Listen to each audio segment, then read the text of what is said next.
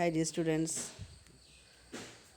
കഴിഞ്ഞ ക്ലാസ്സിൽ നമ്മൾ പഠിച്ചത് നമ്മുടെ human tools, static human tools ആണ്. ആ ടൂൾസിലെ മെത്തേഡ്സുകൾ പറഞ്ഞിരുന്നു.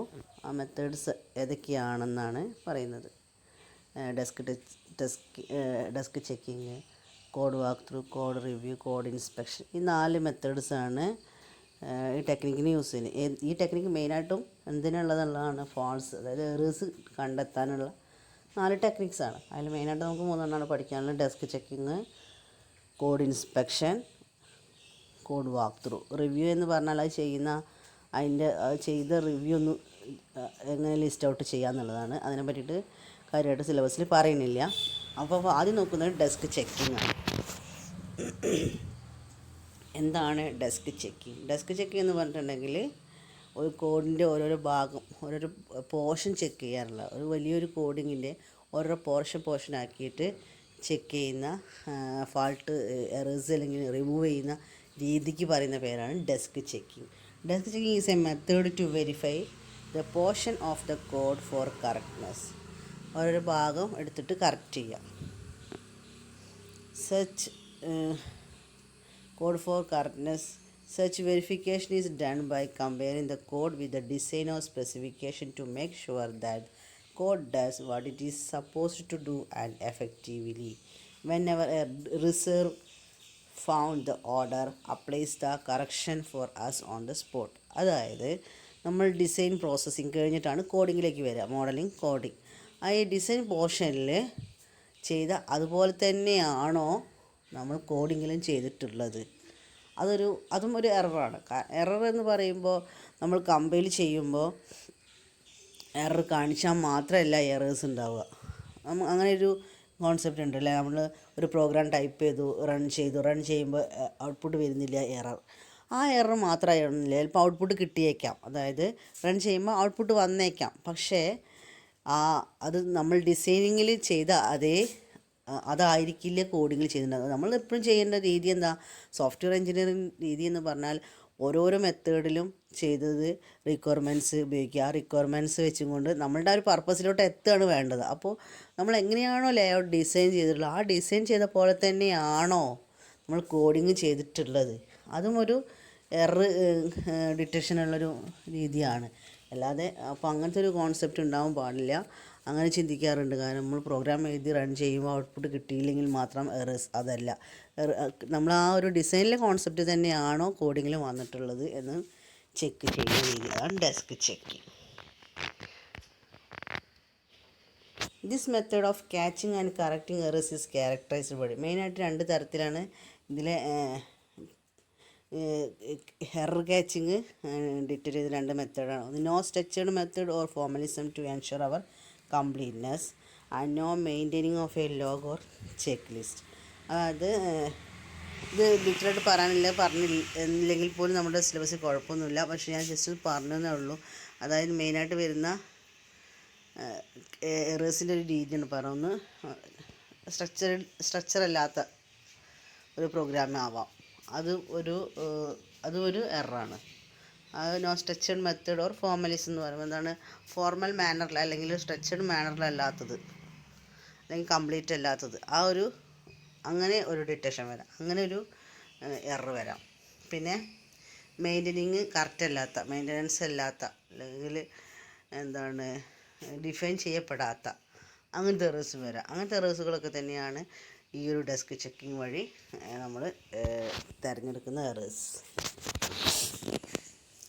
ഇതിലെ മെയിൻ അഡ്വാൻറ്റേജ് എന്ന് പറയുന്നത് പ്രോഗ്രാമർക്ക് കോഡ് അറിയെങ്കിൽ ഈസി ആയിട്ട് നമുക്കത് എറർ കളയാൻ കഴിയും. കാരണം പ്രോഗ്രാമർ ആകുമ്പോൾ പ്രോഗ്രാമർക്ക് കോഡ് അറിയാം. പക്ഷേ അതൊരു ഡെവലപ്പറിനെ സംബന്ധിച്ചിട്ട് ബുദ്ധിമുട്ടാണ്. പക്ഷേ ഒരു കോഡിംഗ് സെക്ഷൻ മാത്രം മെയിൻറ്റെയിൻ ചെയ്യുന്ന ഒരു പ്രോഗ്രാമറെ സംബന്ധിച്ച് അത് വളരെ ഈസിയാണ്. അതാണ് ഡെസ്ക് ചെക്കിങ്ങിൻ്റെ പ്രത്യേകത. The main advantage of this method is that the programmer whose knows the code and the programming language very well is well equipped to read and understand his or own code.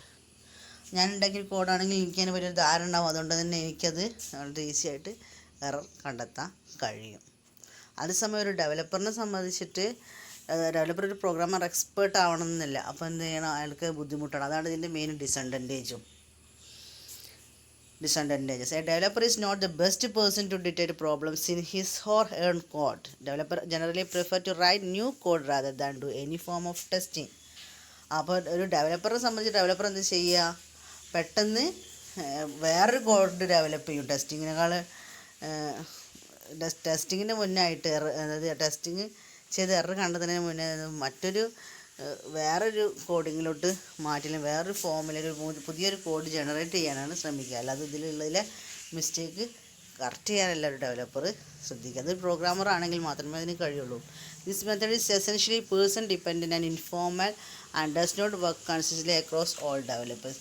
ഈ ഒരു method എന്ന് പറയുമ്പോൾ desktop method എന്ന് പറയുമ്പോൾ ശരിക്കും പറഞ്ഞാൽ ഇൻഫോർമലാണ്. അത് dependent ആളുകൾ ഡിപ്പെൻഡ് ചെയ്തിരിക്കും. ഒരു പ്രോഗ്രാമർ ആണെങ്കിൽ പ്രോഗ്രാമറിൻ്റെ രീതിയിലോട്ട് എറർ ഡിറ്റക്ഷൻ നടത്തും. അതേസമയം ഡെവലപ്പർ ആണെങ്കിൽ ഡെവലപ്പറിൻ്റെ രീതി, ഡെവലപ്പർ പുതിയൊരു കോഡ് ജനറേറ്റ് ചെയ്തിട്ടാണ് അതിൻ്റെ എറർ ഇല്ലാണ്ടേക്കുന്നത്. അതേസമയം പ്രോഗ്രാമർക്ക് ഓൾറെഡി ആ പ്രോഗ്രാം അറിയുന്നത് കൊണ്ട് പ്രോഗ്രാമർ അതിൽ ഉള്ള മിസ്റ്റേക്കുകൾ മാറ്റിയിട്ട് എറർ റിമൂവ് ചെയ്യാണ് ചെയ്യുന്നത്. അപ്പോൾ ശരിക്കും പറഞ്ഞിട്ടുണ്ടെങ്കിൽ ഒരു ഡെസ്ക് ചെക്കിംഗ് എന്ന് പറയുന്നത് പേഴ്സൺ ഇൻഡിപെൻഡൻ്റ് ആണ്. പേഴ്സൺ ആരാണ് എന്നുള്ളത് നോക്കിക്കൊണ്ടാണ് ആ ഒരു പ്രോസസ്സ് നടക്കുന്നത്. അതുതന്നെയാണ് അതിൻ്റെ ഡിസഡ്വാൻറ്റേജ്. ഒരു ഇൻഫോർമലാണ്, കറക്റ്റ് ഇന്ന പോലെ തന്നെ പോകാൻ പാടുള്ളൂ എന്നുള്ളൊരു ഇല്ലാത്തത് കൊണ്ടാണ് രണ്ട് രീതിയിൽ രണ്ടുപേര് ചെയ്യുന്നത്. അല്ലെങ്കിൽ നമുക്ക് ഇതേ രീതിയിലേ പോകാൻ പാടുള്ളൂ എന്ന് പറയുമ്പോൾ ആ രീതിയിലേ പോവുള്ളൂ. അപ്പോൾ അതുകൊണ്ട് തന്നെ എന്താ ഇൻഫോർമലാണ്. പിന്നെ അടുത്ത് പറയുന്ന രണ്ടാമത്തെ മെത്തേഡ് കോഡ് വാക്ക് ത്രൂ ആണ്. കോഡ് വാക്ക് ത്രൂ പറയുമ്പോൾ അതൊരു ഫോമൽ ഇൻസ്ട്രക്ഷനാണ്. ഒരുപാട് പേര് ഒരു സെറ്റ് ഓഫ് ഗ്രൂപ്പ് ചെയ്യുന്നൊരു വർക്കാണ് കോഡ് വാക്ക് ത്രൂ എന്ന് പറയുന്നത്. This method and formal instruction are group or any other method. What draws are less formal than inspection. The line drawn is formalism between walkthroughs and inspection is very thin and varies from organization to organization. Code walk through പറഞ്ഞാൽ ഒരു line by ലൈനായിട്ടുള്ള ഡിറ്റക്ഷനാണ് കോഡിങ്ങിലുള്ള. അതിനാണ് code വാക്ക് through എന്ന് പറയുന്നത്. അതൊരു group of ടീമാണ് ചെയ്യുക. ഓരോ ലൈനായിട്ട് ചെക്ക് ചെയ്ത് പോകുന്ന രീതിയാണ് കോഡ് വാക്ക് ത്രൂ എന്ന് പറയുന്നത്. The advantage that code walkthrough has over desk sketching is that it brings multiple perspectives. In walkthrough, a set of people look at the program code, answer the question. Main advantage എന്ന് പറയുമ്പോൾ desk checking പോലെയല്ല code വാക്ക് through എന്ന് പറയുന്നത്. Code walk through group of person അല്ലെങ്കിൽ ഓർഗനൈസേഷനാണ്. അതുകൊണ്ട് തന്നെ അതിൻ്റേതായിട്ടുള്ള ഗുണങ്ങളുണ്ടായിരിക്കും. അതിൽ ഒരാൾക്ക് അല്ലെങ്കിൽ ഒരാൾക്ക് തിരുത്താൻ കഴിയാത്തൊരു മിസ്റ്റേക്ക് മറ്റൊരാൾക്ക് തിരുത്താൻ കഴിയും. അതാണ് ഇതിൻ്റെ ഏറ്റവും വലിയ അഡ്വാൻറ്റേജ് എന്ന് പറയുന്നത്. In walk through a set of people look at the program code and answer the question. അതുകൊണ്ട് തന്നെ അവർക്ക് പ്രശ്നങ്ങൾക്കുള്ള സൊല്യൂഷൻ കണ്ടുപിടിക്കാൻ കഴിയും. If the author is unable to answer some questions, he or she then takes some questions and find their answer completeness is limited to the area question raised by the team. എന്താണ് ചില author എന്ന് പറയുമ്പോൾ മെയിനായിട്ട് പറയുന്നത് author of the കോഡാണ്. അതായത് മെയിനായിട്ടുള്ള ആളാണ്. പക്ഷെ അവർക്ക് അറിയാത്ത പ്രശ്നങ്ങളിൽ ക്വസ്റ്റ്യൻസ് എന്ത് ചെയ്ത് അത് ടീമിൽ റൈസ് ചെയ്തിട്ട് അതിൻ്റെ ആൻസർ കണ്ടെത്തിക്കൊണ്ട് തിരുത്താനുള്ളൊരു ഓപ്ഷൻ കോഡ് വാക്ക് ത്രൂവിലുണ്ട്. അതാണ് കോഡ് വാക്ക് ത്രൂവിൻ്റെ അഡ്വാൻറ്റേജും. പിന്നെ അടുത്ത പറയുന്നത് കോഡ് റിവ്യൂവും കോഡ് ഇൻസ്പെക്ഷനാണ്. കോഡ് റിവ്യൂ ലിസ്റ്റ് ഔട്ട് ചെയ്ത് പറയണില്ല. കോഡ് റിവ്യൂ എന്ന് പറയുമ്പോൾ നമ്മൾ അതിൽ എറേഴ്സ് എന്താണെന്ന് കണ്ടെത്തിക്കൊണ്ടുള്ള റിവ്യൂ ആണ് കോഡ് റിവ്യൂ എന്ന് പറയുന്നത്. പിന്നെ അടുത്ത് പറയുന്നത് കോഡ് ഇൻസ്പെക്ഷനാണ്. കോഡ് ഇൻസ്പെക്ഷൻ എന്ന് പറയുമ്പോൾ അതിന് മറ്റൊരു പേരുണ്ട്, ഫാഗൺ ഇൻസ്പെക്ഷൻ എന്ന് പറയാറുണ്ട്, ഫോമൽ ഇൻസ്പെക്ഷൻ എന്ന് പറയാറുണ്ട്. ഒക്കെ കോഡ് ഇൻസ്പെക്ഷൻ തന്നെയാണ്. അപ്പോൾ ഇതിന് മെയിനായിട്ട് പറയുന്നത് ഹൈ ഡിഗ്രി ഓഫ് ഫോമലിസം, അതായത് എല്ലാ പ്രശ്നങ്ങളും എല്ലാ എറേഴ്സിനെയും ഒരേ സമയം കണ്ടെത്തി അതിന് വരുന്ന എല്ലാ സൈഡ് എഫക്ട്സുകളും അതിൽ വരുന്ന ന്യൂ ഫീച്ചേഴ്സും അപ്ഡേഷനും കാര്യങ്ങളും ബന്ധപ്പെട്ട എല്ലാ എറേഴ്സും മനസ്സിലാക്കാൻ കോഡ് ഇൻസ്പെക്ഷൻ വഴി കഴിയും. Code inspection are also called Fagan inspection. It is a method formally within a high degree of formalism.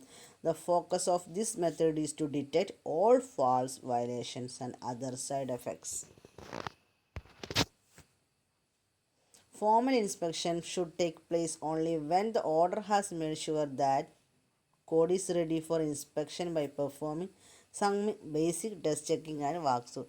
അതായത് എന്തെങ്കിലും എറേഴ്സ് വന്നാലാണ് നമ്മൾ ഇൻസ്പെക്ഷൻ ആയാലും കോഡ് വാക്ക് ത്രൂ ആയാലും ഡെസ്ക് ചെക്കിംഗ് ഒക്കെ ചെയ്യുന്നത്. അങ്ങനെ ചെയ്യപ്പെട്ട ഇതിൽ പിന്നെ നമ്മൾ ചെയ്യുന്നത് കോഡ് ഇൻസ്പെക്ഷനാണ്. കാരണം code inspection high degree of formance ആണ്. അതായത് ഏറ്റവും ഹൈ ഡിഗ്രിയിൽ എറേഴ്സ് നമുക്ക് ഡിറ്റക്റ്റ് ചെയ്യാൻ കഴിയുന്ന ഒരു മെത്തേഡാണ് കോഡ് ഇൻസ്പെക്ഷൻ. ശരിക്കും പറഞ്ഞാൽ ആ പേര് പോലെ ഇൻസ്പെക്ഷൻ. അതായത് ഓൾറെഡി വർക്ക് ചെയ്യുന്ന ഒരു സ്ഥലത്ത് അതിൽ നമ്മൾ ഇൻസ്പെക്ഷന് വരിക എന്ന് പറയുമ്പോൾ ഓൾറെഡി എന്താണ് ഒരു സ്കൂൾ ഇൻസ്പെക്ഷന് വരിക എന്ന് പറയുമ്പോൾ അവിടെ ടീച്ചർമാരെ വർക്ക് ചെയ്യണം. പക്ഷേ ആ ടീച്ചർമാർ വർക്ക് ചെയ്യുന്നുണ്ടോ എന്ന് ചെക്ക് ചെയ്യാൻ വരുന്നതാണ് ഇൻസ്പെക്ഷൻ. അതുപോലെ തന്നെയാണ് ഇത് കോഡ് വാക്ക് ത്രൂ ആയാലും കോഡ് ഡെസ്ക് ചെക്കിംഗ് ആയാലും അവരുടെ എറേഴ്സ് ഡിറ്റക്റ്റ് ചെയ്യലാണ്. എറേഴ്സ് ഡിറ്റക്റ്റ് ചെയ്യുന്നത് ശരിയായോ എന്നുള്ളൊരു ചെക്കിംഗ് ആണ് എന്ത് കോഡ് ഇൻസ്പെക്ഷൻ വഴി ചെയ്യുന്നത്. അതുകൊണ്ടാണ് പേര് കോഡ് ഇൻസ്പെക്ഷൻ എന്ന് തന്നെ വരാൻ കാരണം. അപ്പോൾ ഇതിൽ high degree of formance, high degree of error ഡിറ്റക്ഷനാണ് കോഡ് ഇൻസ്പെക്ഷൻ. കോഡ് ഇൻസ്പെക്ഷൻ വഴി എറർ ഡിറ്റക്റ്റ് ചെയ്ത് കഴിഞ്ഞാൽ പിന്നെ എറർ ചെക്കിങ്ങിന് ആവശ്യം ഇല്ല. ഇതിൽ കുറച്ച് ഭാഗം കൂടി ഉണ്ട്, അത് ഞാൻ അടുത്ത വീഡിയോയിൽ പറയാം. കാരണം അതൊരു 4 ടേംസ് പറയുന്നുണ്ട്, അത് അടുത്ത വീഡിയോയിൽ പറയാം. Okay, thank you.